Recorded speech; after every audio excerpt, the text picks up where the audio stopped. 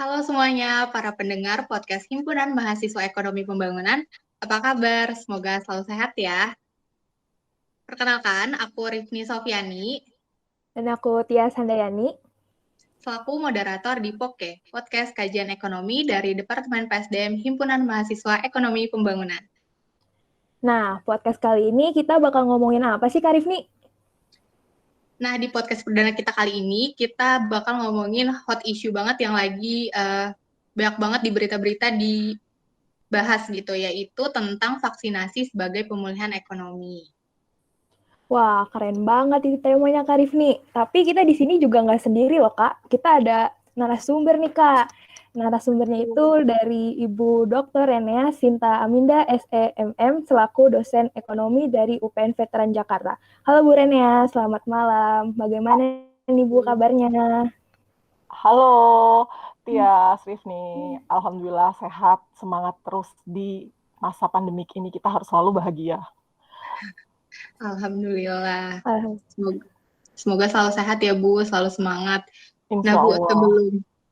sebelum masuk ke topik yang benar-benar berat banget nih Bu, tentang vaksin. Kita tahu kan kita juga udah masuk ke pertengahan tahun 2021, di mana sekarang kita udah di Agustus 2021. Menurut Ibu sendiri sejauh ini gitu di tengah tahun ini, apa sih pemulihan ekonomi nasional dari pemerintah gitu? Apakah sudah optimal ataukah belum mencapai target atau masih ada beberapa yang harus dibereskan gitu? Menurut Ibu sendiri gimana? Oke, terima kasih pertanyaannya menarik sekali. Kalau kita mengamati kondisi hantaman cukup keras dialami bukan hanya oleh Indonesia, tetapi oleh negara-negara yang lain, terkait pandemik ini kan luar biasa ya. Pemulihan terhadap resesi yang ditimbulkan secara berkepanjangan di negara-negara dunia menyebabkan beberapa negara harus melakukan penerapan kebijakan fiskal yang sangat ekspansif. Kenapa? Karena defisit fiskal mengalami peningkatan yang cukup signifikan. Kalau kita lihat di beberapa negara, bukan hanya Indonesia, Amerika, Italia, Jerman, Australia, itu mereka mengikuti pola yang luar biasa menurunnya, amblesnya akibat adanya tekanan pandemik ini. Nah, pada kondisi ini, kalau kita bicara mengenai bagaimana kondisi ekonomi Indonesia pada saat proyeksi ekonomi di tengah harapan dan ketidakpastian gitu ya. Sementara Rifni, Tias, kita tahu di awal tahun kita sudah agak lega dengan menurunnya efek dari pandemik. Di 2021 Februari Maret sangat agak ada harapan gitu ya. Tetapi kemudian kita dihantam lagi di pertengahan tahun 2021 itu dengan goncangan yang cukup tinggi karena adanya ya second wave katanya. Gelombang kedua terhadap banyaknya yang terkena pandemik. Nah, apa yang ditempuh oleh pemerintah? Saya rasa pemerintah sudah cukup baik ya kalau kita pahami dengan istilah game changer dengan melakukan berbagai macam stimulasi. Jadi game changer itu kalau saya refleksikan ada 3 hal. Mereka melakukan pemerintah dalam hal ini stimulus fiskal dalam bentuk insentif pajak, dalam bentuk restrukturisasi pada Undang-Undang Cipta Karya, Cipta Kerja, ya, dalam bentuk perubahan ataupun pada beberapa kait investasi. Jadi menurut saya sih kan sudah sangat baik, namun tetap saja perlu dinamisasi yang cukup tinggi terkait ya tadi, makanya terkait apa shocking yang kita tidak bisa pastikan, unpredictable. Nah, oke, kita bicara mengenai target perekonomian dalam kondisi pandemik ini. Ada 3 skema, tentang 3 skema ya, Rifni, terkait apa itu posisi target pertumbuhan ekonomi pada saat dengan skema optimis gitu ya. Optimis, baseline, dan pesimis. Bahkan dalam kondisi yang seperti ini, kita menetapkan target pertumbuhan ekonomi cukup tinggi. Berapa? Berapa persen? 4% dalam kondisi optimis. Sementara ketika kita tidak melibatkan proyeksi ekonomi, kan dari tahun ke tahun, by historical, itu ada 5,4%. Tetapi dengan kondisi dan asumsi serta indikator atau instrumen yang digunakan senantiasa mengadjust pada perubahan perekonomian secara global, maka penetapan oleh Indonesia basically fundamental ekonomi itu 4%. Nah, kalau pesimisnya berapa, Bu? 0. Kita tidak menetapkan dalam posisi minus ya. 0 itu pada posisi pesimis ataupun baseline. Nah, kemudian pertanyaannya, sekali lagi ini banyak teman-teman dari peneliti ataupun praktisi ekonomi selalu menanyakan, gimana sih proses yang akan kita lakukan ketika perekonomian global atau kondisi ekonomi Indonesia dalam hal ini, bagaimana tentang pemulihannya? Apa dorongan yang bisa diberikan oleh negara-negara di kawasannya atau negara-negara yang lain gitu ya? Kemudian persentase, kalau kita bicara mengenai persentase pertumbuhan, ya besarannya minus gitu ya, masih tadinya udah naik agak baik ke plus gitu ya, nggak lagi minusnya 5, sekian, tapi sudah menggeser kepada minus 2,2. Nah, ini menurut saya sih sudah berusaha didorong. Dengan cara apa? Mungkin nanti akan ada pertanyaan selanjutnya.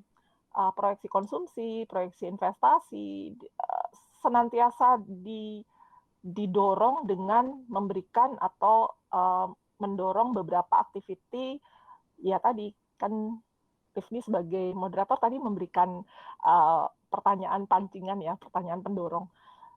Bagaimana tentang pemulihan ekonomi nasional? Sesuaikah? Sudah sesuai dengan trackingnya? Namun kalau kita bicara mengenai dinamisasi perubahan secara fleksibel dilakukan pemerintah, ya tetap dilakukan. Apalagi dengan kondisi sekarang, ada PPKM level 1 sampai 4 gitu ya.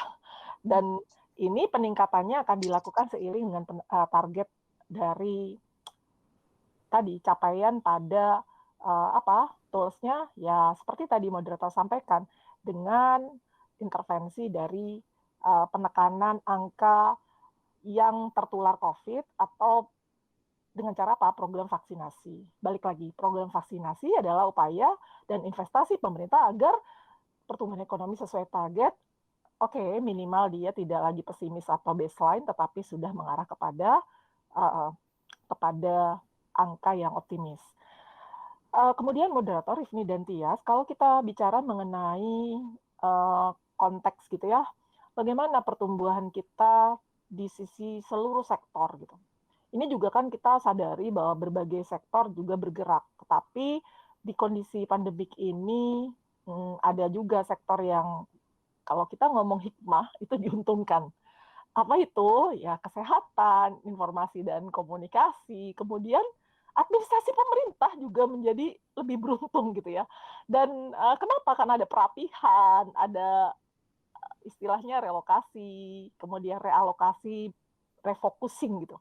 Jadi fokus kepada beberapa hal dan pastinya itu menjadi lebih efisien. Begitu.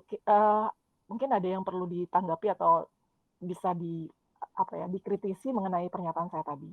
Terima kasih. Waduh, menarik banget nih Bu. Udah awal udah berat banget kayaknya ya pembahasannya. Lengkap Emang banget, karena kompleks banget itu. iya. Ini.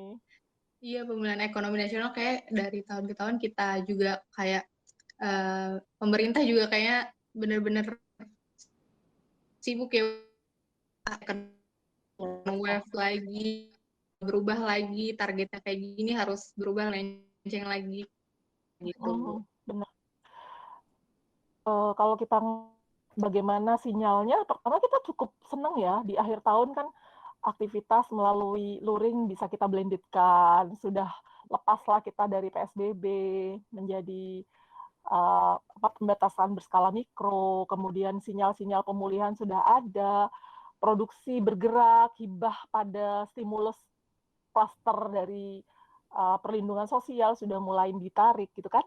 Itu kan ada nuansa dan semangat lebih baik gitu, aura dan harapan yang lebih baik. Karena apa? Jadi gini, kalau kita lihat konteksnya, saya rasa sih masih on the track ya. Kalau kita bicara masih on the track, banyak yang dilakukan, termasuk nanti ya di inti kita dalam tema ini tentang investasi pemerintah dalam skala pemberian vaksin gitu ya kepada masyarakat sebagai bagian dari dorongan pada peningkatan stabilisasi perekonomian dan mobilisasi, karena kan itu yang membatasi kita beraktivitas dan melakukan kegiatan produksi gitu ya. Nah, kalau kita bicara mengenai indeks pemulihan manufaktur, itu kan sudah mulai di atas 5. Tadinya kan under di 2020, April, kemudian Februari itu langsung drop gitu ya.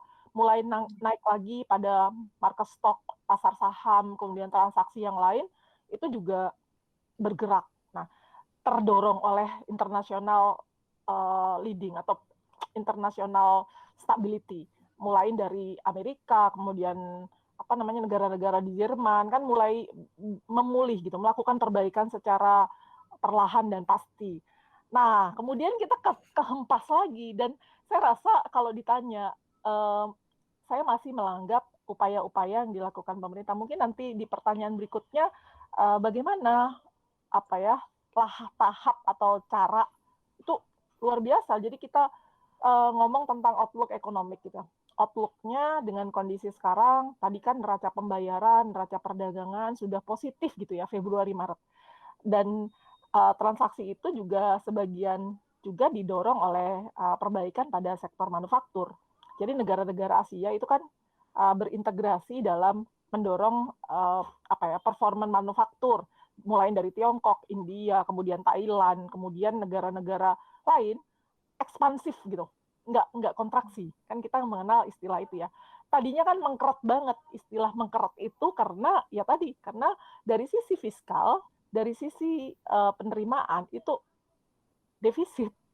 Dan ya kita harus melihat note di sini, mungkin Rivi dan Tias, kalau kita lihat catatan Bank Dunia atau OECD gitu ya, terkait target-target perekonomian, katanya kita proyeksi outlook ekonomi kan kita tertulis gitu ya menurut OECD dan Bank Dunia 5,2 sampai 5,3 atau 5,1 secara integratif. Terus bagaimana itu terjadi? Apakah itu bisa mungkin gitu? Bahkan IMF pun memproyeksikan pertumbuhan ekonomi itu bisa tercapai 8,2 gitu loh, dahsyat kan di 2021. Namun ketidakpastian pada perkembangan jumlah kasus COVID itu menyebabkan ya kita sudah harus teruskan meningkatkan efektivitas pada kebijakan pemerintah. Rasanya seperti itu. Dan hal lain yang harus kita sadari bahwa ongkos ekonomi ya akibat pandemik ini cukup ya lumayan berat biayanya. Kenapa? Karena adjustment atau justifikasi terhadap perubahan yang lain itu kebayang mungkin Tias dan Rifni, kalau kita membuat parameter yang tadi ya, lembaga besar mengatakan bahwa kita bisa tumbuh di 2021 sebesar itu, which is dengan kondisi kita yang sudah mulai membaik gitu, ternyata terhempas karena second wave dan kita nggak nyana sekali per hari, bahkan berapa puluh ribu orang yang kena COVID. Sampai 30.000. Itu dia. Jadi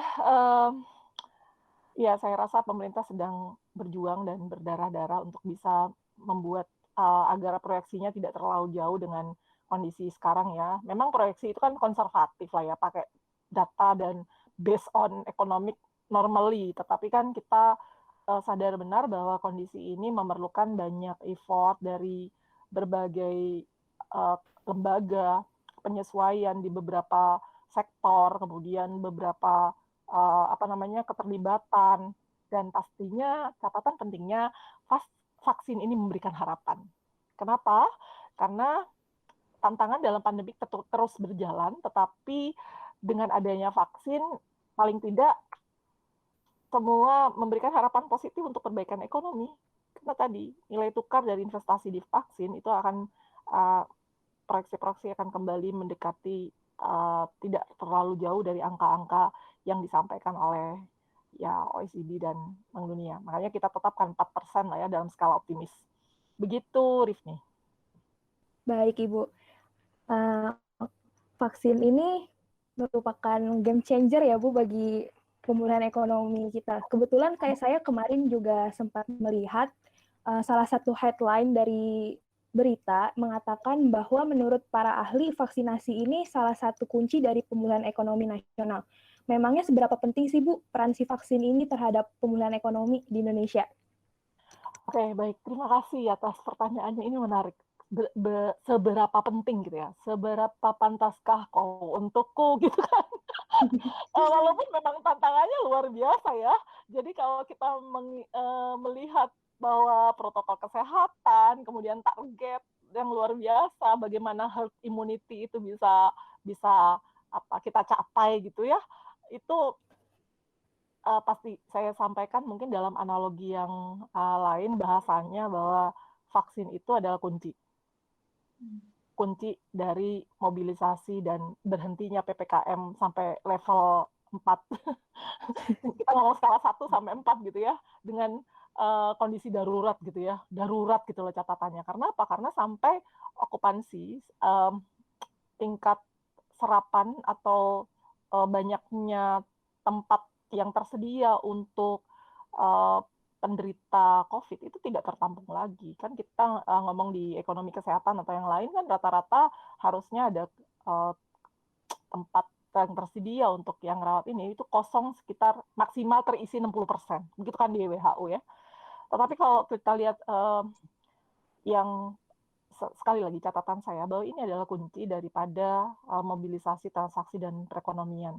Jadi kalau hanya menerapkan protokol kesehatan tetapi dan melalui pembatasan sosial terus-menerus tanpa adanya apa ya dorongan dengan percepatan penggunaan vaksin agar mobilisasi tidak lagi terhambat, maka ya tadi kenapa segitu pentingnya? Dari 280 juta penduduk, ya sekitar 280, target vaksin pemerintah itu kan kalau mencapai herd immunity paling tidak lebih dari 50% harus sudah mendapat vaksin ya.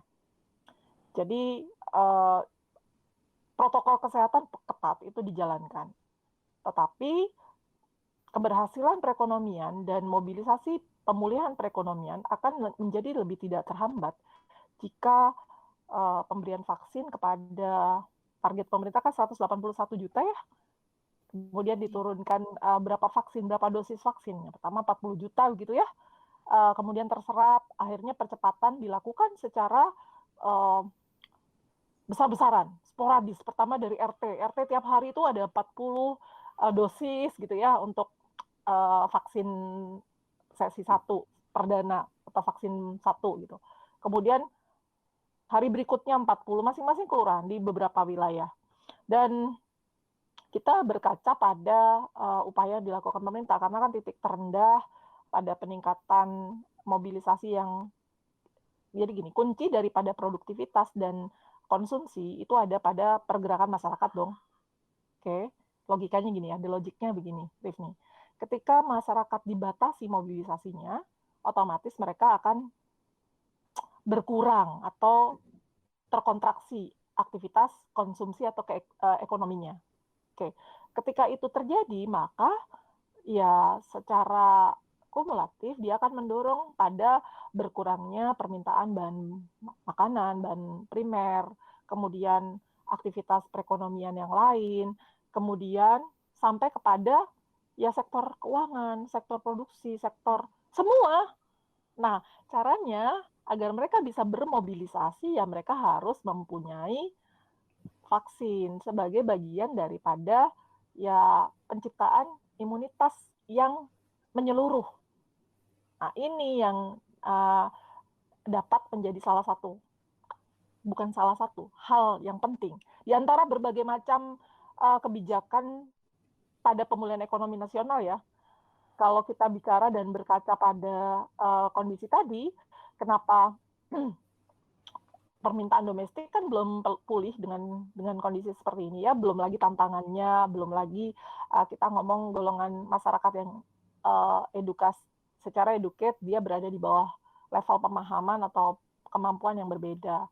Seperti itu. Jadi kalau konsumsi rumah tangga drop gitu, kemudian permintaan domestik yang memang bersumber banyak dan total itu pada rumah tangga gitu, dengan adanya vaksin mengalami peningkatan dan seiring dengan adanya mobilisasi penduduk bergerak nih kalau sudah ada vaksin ya dengan prokes tentunya ya, maka peningkatan konsumsi rumah tangga itu akan akan terjadi, dan pemerintah bisa melakukan perlinsos yang lain, perlindungan sosial atau stimulus yang lain. Kan percuma kalau divaksin tetapi atau diberikan bantuan sosial tapi masyarakat nggak bisa bergerak, seperti itu. Jadi alurnya ketika mereka diberikan vaksin, mereka sudah bisa bermobilisasi, mereka melakukan permintaan konsumsi, melakukan produksi, maka mereka akan diberikan support dalam bentuk sosial safety net yang lain, dalam bentuk bantuan pendanaan, bantuan sosial pada kebutuhan pokok dan yang lain-lain. Kemudian itu secara kumulatif pemulihan ekonomi akan tercapai di kedepannya. Seperti itu alurnya. Jadi kan gini, masyarakat menengah gitu ya ke atas cenderung kan menunda konsumsi di masa seperti ini. Konsumsi itu seperti pada barang-barang non esensi, Rifni, liburan atau apa kan worry ya, ini jangan-jangan belum vaksin, jangan-jangan orang. Dan bagi masyarakat menengah atau golongan ke atas menunda kegiatan non esensi, kan mereka bisa melakukan aktivitas tersier atau sekundernya. Nah, ini bahaya juga bagi pergerakan perekonomian ketika tidak didukung oleh level middle income atau income ke bawah yang mereka menjalankan aktivitas produksi dengan berjualan UMKM yang ada pada sektor pariwisata atau kegiatan yang berkaitan dengan itu. Begitu. Aduh, menarik banget nih Bu tentang vaksin. Saya Juga membayangkan bahwa perekonomian kita tuh benar-benar complicated dan kita sebagai seorang ekonom memang harus memberikan nilai-nilai positif gitu ya, cara pandang dan terutama literasi, mengedukasi tentang data, tentang teknologi. Begitu Tias dan Disney. ya Bu, tadi terkait dosis vaksin gitu Bu, kan pemerintah juga sangat berupaya supaya terbangun gitu herd immunity-nya ya kan Bu. Tapi sayangnya saya baca di berita juga dosis vaksin yang disuntikan ini baru sekitar 84,5 juta dosis vaksin, di mana itu masih jauh gitu ya Bu dari target pencapaiannya pemerintah. Dari pandangan Ibu sendiri, strategi apa sih Bu buat pemerintah nih supaya vaksinasi ini tuh terdistribusi dengan efektif gitu Bu? Baik, ini menarik karena saya tinggal di lingkungan yang anti vaksin gitu ya. Ya beberapa golongan atau pandangan mereka merasa bahwa yang nggak vaksin, yang vaksin aja sakit gitu kan, banyak ya kita sering mendengar kayak gitu. Saya ini nggak vaksin, tapi saya nggak sakit. Tetapi teman-teman saya yang vaksin justru sakit gitu. Nah, ini sebenarnya kalau saya bukan orang kesehatan, saya ekonom ya. Jadi saya akan bahas dari sisi ekonominya aja. Karena kalau masalah persepsi ataupun mindset itu kan susah ya dibentuknya. Selain isu, apalagi isu atau mob itu kan luar biasa ya. Gitu. Oke. Bagaimana strategi? Jadi kalau kita ngomong strategi itu banyak sekali cara ataupun role of program vaksin yang dilakukan pemerintah. Mulai dari mewajibkan nih ya, kita ini saya melakukan research hanya pada anak-anak sekolah yang ditanyakan kepada orang tuanya bagaimana cara agar mahasiswa bisa, bukan mahasiswa, dari tingkat pendidikan SD, SMP sampai SMA, saya membuat riset dengan tim ya, kecil-kecilan, terkait apa yang bisa mendorong masyarakat percaya bahwa pertumbuhan ekonomi atau bahwa aktivitas itu bisa dilakukan. Hasilnya mereka itu percaya bahwa vaksin itu menjadi jaminan gitu, assurance. Jadi satu, pastikan edukasi dan informasi itu secara terus-menerus masif dilakukan. Dan juga masalah kebanyakan kendalanya adalah informasi yang tidak cukup transparan. Meskipun beberapa strategi pemerintah dibuat terkait kebijakan dan peraturan yang kesannya ada efek legal, ada efek hukum, punishment gitu ya. Misalnya nih, nggak boleh masuk ke mall, kan ini sudah mulai ada ya, ada kebijakan yang boleh masuk mall adalah yang mempunyai kartu vaksin. Kemudian sekolah, entah di teman-teman POKE ini, ekonomi, himpunan mahasiswa jurusan ilmu ekonomi pembangunan, ada nggak kebijakan bahwa ketika aktif dalam perkuliahan harus mengunggah kartu vaksinnya? Karena di beberapa perguruan tinggi yang lain itu sudah menjadi standar agar beberapa ya tadi serapan atau target capaian dari vaksin kan tadi sudah disampaikan oleh Rifki ya terkait belum, tapi sudah menuju. Yang sudah oke dan cukup menurut data itu kan di daerah Jawa Barat ya, Jakarta, Jawa Barat. Tetapi di pulau-pulau yang lain kan masih belum ada peningkatan kesadaran dan value atas adanya vaksin. Tetapi ya kita positif, kita merasa itu by data ya, kalau kita kan harus biasakan by data, bahwa perubahan dari pola pikir itu pasti bergeser, nggak kaku kok, tinggal cara mengedukasi. Kemudian yang ketiga adalah ya tadi adanya ini cara apa ya, mungkin bukan solusi, sisi pandang yang berbeda gitu ya. Bagaimana pengumuman tingkat efektivitas vaksin itu bisa terinformasikan kepada masyarakat. Masyarakat tuh nggak tahu berapa, ya mungkin ada yang bilang efikasi 60, 70, 80, yang pastinya itu berapa sih? Gitu. Nah, kalau kita lihat pertumbuhan PDB kan di negara-negara yang konstan, ya, stabil ada ya, gejolak naik turunnya vaksin di negara seperti Korea, itu kan nggak kayak Indonesia ya. Indonesia shocking gitu. Ya, sebut aja terus Korea itu. Bagaimana? Karena memang vaksinasi udah 80%. Jadi kita berkaca. Tetapi dengan background penduduk Indonesia yang sangat heterogen, baik dari tingkat pendidikan dan cara pandang, kalau ngomong agama, itu mereka juga ya perlu diinformasikan secara jelas gitu. Apa yang perlu dibuat, kemudian bagaimana efek dari 40 juta vaksin ke Indonesia, kemudian serapannya berapa, apa efeknya kepada middle income, kepada lower, dengan cara yang berbeda. Begitu menurut saya. Rifni. Baik, Bu. Berarti pemerintah juga tadi yang Ibu sebutin terkait edukasi yang masif, terus kebijakan sampai di terkait informasi itu juga penting banget sih, Bu, buat PR pemerintah, karena emang menurut saya sendiri juga informasi itu kadang kita masih setengah-setengah gitu, Bu. Kadang masih orang ada yang belum tahu gimana sih vaksin tuh harus kemana gitu ya, Bu. Jadi benar-benar mungkin ini buat PR pemerintah kali ya, Bu. Iya, jadi titip pesannya adalah kepada pemerintah ya, di era digitalisasi, di era informasi komunikasi teknologi seperti ini, baiknya tentang, ya saya tahu sih banyak agent atau banyak, ya kalau kita bilang model gitu ya, model dalam ekonomi beda dengan model artis ya, Arif. Itu diinformasikan secara utuh gitu ya. Kemana mereka bisa mendapatkan. Oke, kita tahu. Udah kok Bu Rene, sudah semua. Bahkan Peduli Lindungi udah ada jadwal tuh, langsung masuk aplikasi. Itu salah satu terobosan ya. Saya mengapresiasi mengenai yang dilakukan pemerintah. Tapi kalau kita berkaca pada peningkatan jumlah kasus COVID di terus menerus, yang paling horor kan di kemarin ya, setiap hari kita mendengar berita duka dari kolega, dari sanak saudara, dari teman dan lain-lain. Itu concernnya bukan hanya pada penanganan dan penampungan penderita vaksin, tapi pada pemulihannya. Jadi potret dari penyelesaian dari vaksin ini bukan hanya dilihat dari sisi teknis, bahwa proses yang dilakukan pada penanganan penderita, kan kita sudah screening, sudah melakukan 3 testing, tracing gitu ya, sudah.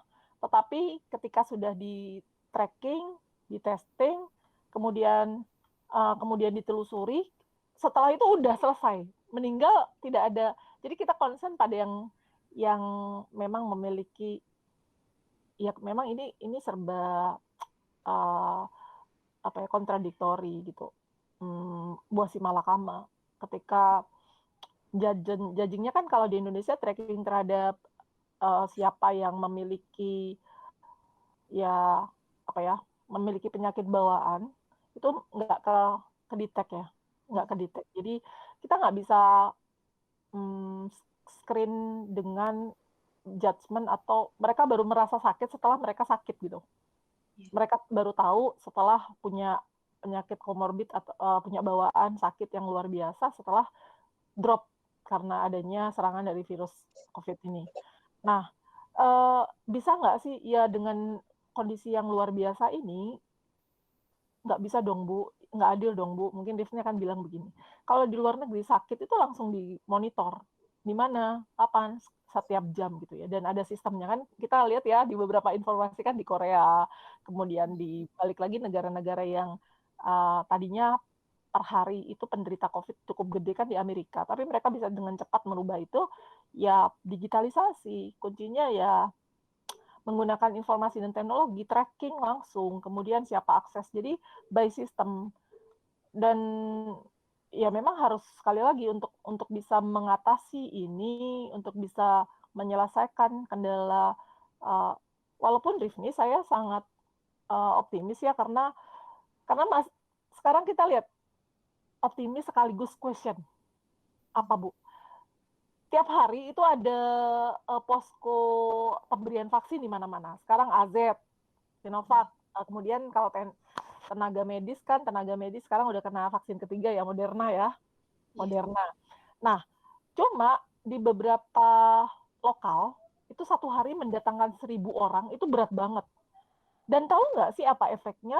Sehari itu, misalnya diturunkan 1.000 pack gitu ya, nggak kepake, itu harus kebuang loh. Nggak bisa disimpan karena udah diturunin kan. Nah, ini menjadi tidak, ya tadi ngomong ongkos externality akibat keinginan pemerintah, tetapi tidak diimbangi dengan informasi. Dan ya sekali lagi untuk menghadapi kondisi yang serba sulit ini, ya kita bersinergi, berkolaborasi dan menyatu dengan masyarakat.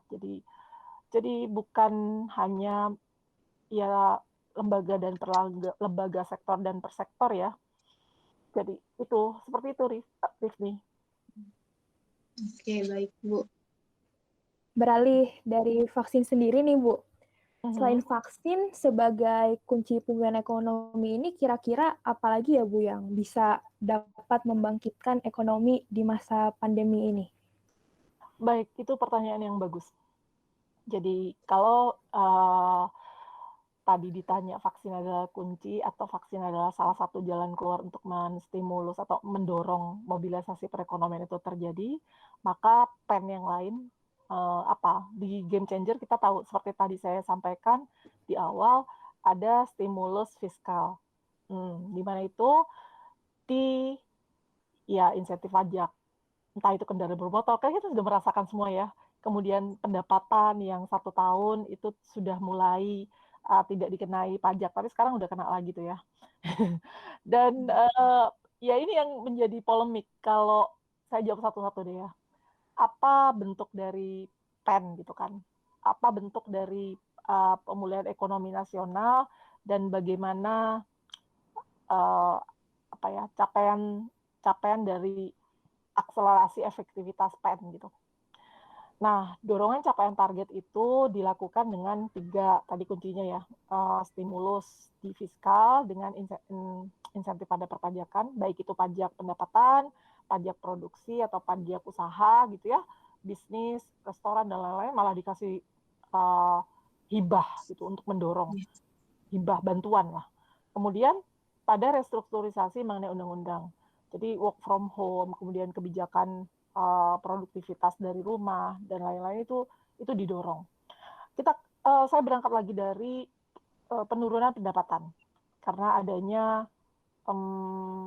adanya kebijakan mengenai PSBB, lanjut dengan serial kedua ada PPKM, pembatasan mikro dan lain-lain. Nah, kalau mungkin adik-adik atau teman-teman lah ya, adik-adik dicocoknya. Kalau kita bicara mengenai pemulihan itu sudah dilakukan. Ada juga yang ya pro kontra ya terkait stimulus atau pengenaan pajak pada pendapatan yang 5 miliar. Mungkin pernah dengar ya yang di Maret April di diinformasikan gitu kepada kita semua. Jadi penggelontoran stimulus itu ya diperkuat. Tadinya kalau saya sebelum masuk kepada kedalaman mengenai bentuk gini, related ya penjelasan yang di middle income atau ke yang ke atas itu kan mereka ke non esensi ya. Mereka ke non esensi itu berkurang. Lebih senangnya kemana? Motif berjaga-jaga. Jadi duitnya nggak dipakai apa-apa, ditabung di bank, ditaruh aja, tidak melakukan investasi. Karena apa? Karena ya tadi, karena mereka menganggap pada posisi middle dan high income ya, itu menganggap bahwa ketika uangnya ditabung maka ya berjaga-jaga pada kondisi yang seperti ini. Artinya apa?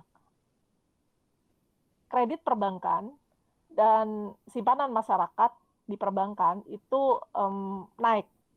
Kreditnya turun tapi simpanannya naik, gitu kan? Nah, bagaimana agar itu berputar kan? Makanya ada apa namanya? Ya kebijakan terkait 7D, ya kan? Dalam dalam penetapan ini. Kemudian, oke, kita ngomong sektor per sektor deh. Permintaan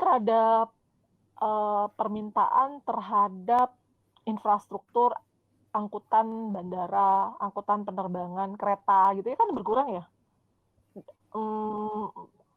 Di bawah level standar gitu. Nah, pada saat tapi fenomenanya adalah peningkatan terhadap kapal barang untuk ngangkut-ngangkut itu naik. Nih, ini berarti kan ada pergeseran. Jadi pandemik ini memang drop di beberapa sektor, tetapi bergerak di sektor yang lain. Jadi apa yang dilakukan pemerintah pada peningkatan sektor di kereta barang atau penerbangan barang, angkutan apa namanya kereta dan kapal laut untuk barang.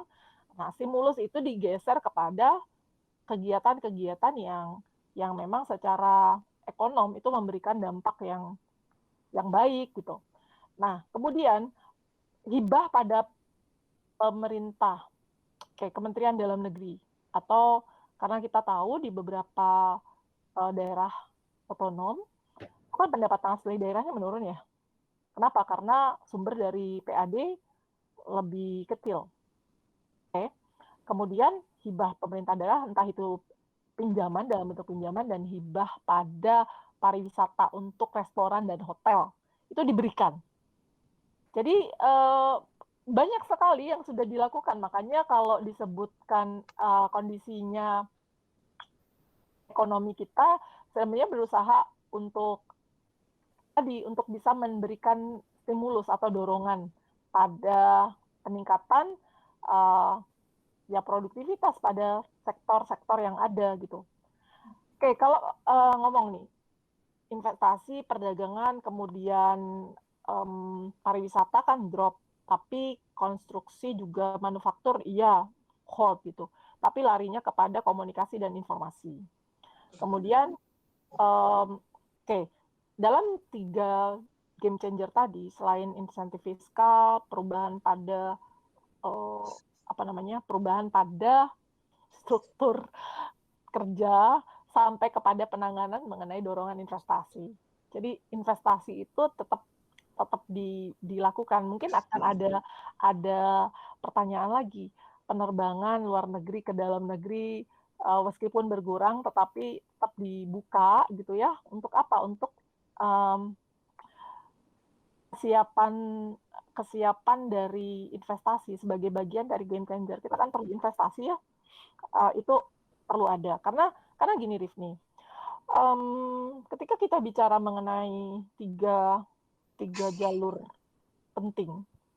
penting pada pemulihan ekonomi, itu jalur yang paling baik adalah melalui ekspor, pariwisata, dan industri. Jadi kenapa pelemahan ekonomi itu terjadi karena sektor-sektor tadi kan ekspor kita menurun, investasi juga nggak ada gitu kan. kemudian pariwisata drop. Nah, dampaknya itu kan 3 jalur dampak tadi ada pada ekspor kita berkurang karena mobilisasi perekonomian tidak ada, kemudian investasi juga nggak ada, turun karena masing-masing negara mulai ini. Tetapi negara lain sekarang kan sedang apa ya, healing, sudah berangkat dari hal-hal itu, maka skenario yang dilakukan untuk pemerintah dengan menggunakan yang tadi saya pakai 3 model ya, menurut sumber di Bank Indonesia dan kebijakan fiskal, itu kan mereka mulai mendorong sektor pariwisata, stimulus kepada sektor ekspor industri produk gitu, kemudian membuka keran untuk melakukan kerjasama atau investasi seperti itu. Nah, kalau gambarannya gini, gambarannya ada beberapa wilayah dorongan pada stimulus itu kan dilakukan secara menyeluruh ya. Bu, dasar dari melakukan stimulus ya simulasi efek dari kondisi akibat dampak yang terjadi pada investasi. Oke, saya ulang mungkin rentetnya begini, kan ketika pandemik investasi yang dari luar itu menjadi menurun kan ya. Yang kita ambil contoh di Jawa Barat. Di Jawa Barat, angkutan, pembangunan, jasa, semua itu banyak disupport oleh investor dari Tiongkok. Nah, itu basis data ya, bukan yang cerita-cerita loh ya. Jadi ini ngomong tentang yang kondisi yang real ya. Jadi pada ini ya jadi penurunan karena adanya investasi dari Tiongkok gitu, penurunan pendapatan tenaga kerja itu terjadi hampir 4,8 miliar rupiah, bukan dolar ya, rupiah. Nah, ketika itu tidak dapat dilakukan ya, kayak kan bandara banyak tuh dibangun ya, yang di Cirebon, yang di di Pangandaran, udah pernah lihat ya. Kemudian sektor yang lain itu kan harus diberikan stimulus agar bergerak. Jadi catatan lagi menurut saya yang paling baik karena dampak dari pandemik dilihat dari PET atau jalur ekspor, pariwisata dan industri itu adalah yang diuntungkan siapa? Balik lagi kepada penjelasan saya di awal. Yang diuntungkan ya sektor di bidang informasi, kesehatan, dan pada administrasi pemerintah. Walaupun kita tahu kesiapan infrastruktur kesehatan nggak oke-oke ya, kan kita tahu tuh kelimpungan kan kita mendatangkan APK itu ya, perlindungan kesehatan, APK perlindungan diri dan lain-lain di awal ya. Tapi lama-kelamaan kita berusaha melakukan dorongan yang luar biasa dengan ya seperti tadi. Kemudian yang kedua, pergerakan pada standar ruang isolasi itu juga jadi masalah sebenarnya.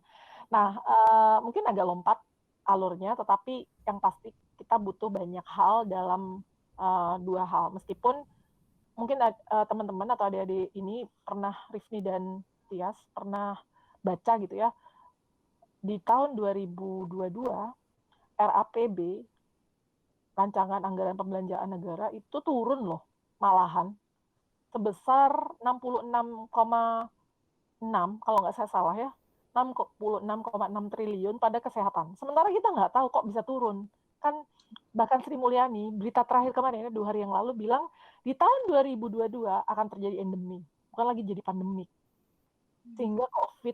Sehingga vaksin COVID ini, vaksinasi itu harus segera dilakukan. Karena kalau sudah endemik, itu kan jadi ngomong wilayah per wilayah. Apa yang dilakukan? Pemerintah harus melakukan pergerakan pada standarisasi ruang isolasi, penanganan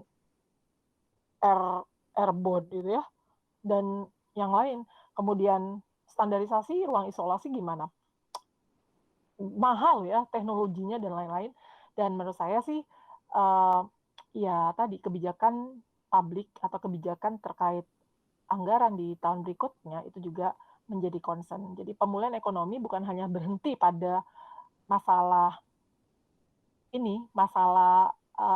stimulus pada fiskal atau stimulus pada yang lain, pada kesehatan atau pendidikan, tapi juga hendaknya memperhatikan kesiapan kita untuk menghadapi kondisi di tahun 2022. Karena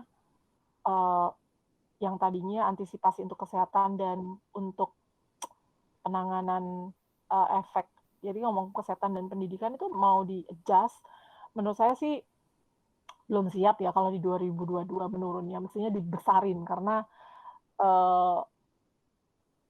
kondisinya benar-benar unpredictable.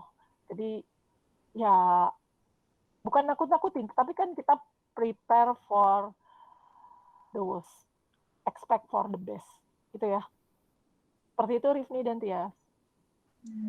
Oke Bu, kita kondisinya juga masih nggak pasti gitu ya Bu ke depannya kayak gimana. Jadi pemerintah juga perlu siap-siap, perlu stimulusnya lebih matangin lagi, nggak hanya bukannya nanti. dikurangin ya, tapi ditambah.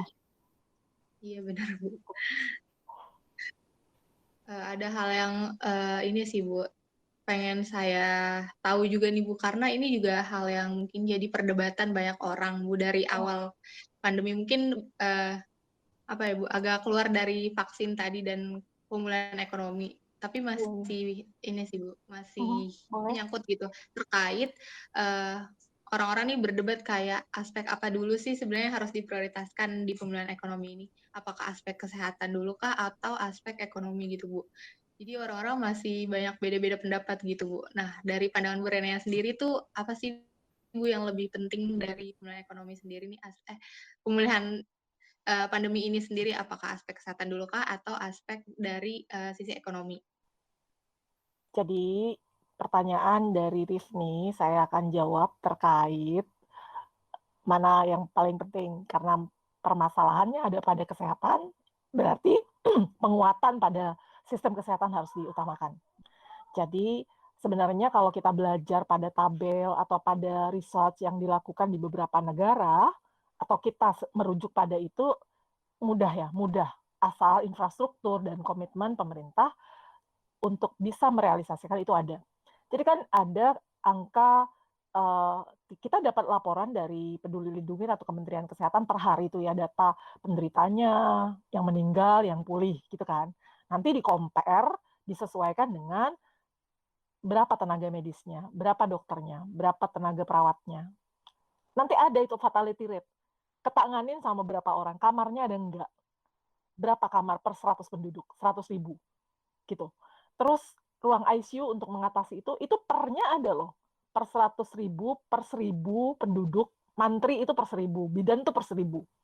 Jadi kalau itu 282 dibagi, mestinya ada dong dalam kondisi yang bisa menangani satu kejadian gitu. Misalnya semua sakit berarti sudah ditangani.